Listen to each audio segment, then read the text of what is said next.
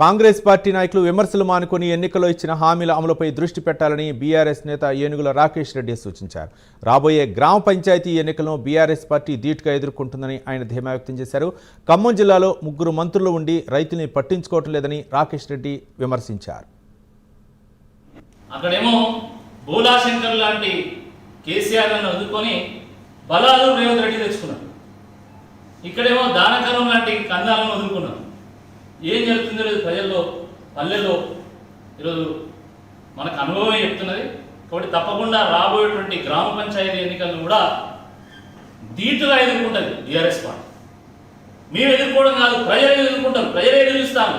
ఎప్పుడెప్పుడు వీళ్ళు మా ఇంటికి వస్తారా, ఎప్పుడు కాల్చి వాత పెట్టాలని చెప్పి కర్ర కాల్చి వాత పెట్టాలని ఎదురుస్తున్నారు. తప్పకుండా అది జరుగుతుంది. కాబట్టి ఈ సందర్భంగా ఇప్పటికైనా మీరు వాస్తవాలు గ్రహించాలి, వాస్తవాలు చెప్పండి. యువతను మోసం చేసినందుకు మేము క్షమాపణలు కోరుతున్నాం, రైతులను మోసం చేసినందుకు మేము క్షమాపణలు కోరుతున్నాం. చెప్పండి, కనీసం అట్లానే క్షమిస్తారు. 3 మంత్రులు మీరు ఉండి ఈ ఖమ్మం జిల్లా రైతులకు మీరు పొడిచింది ఏంది?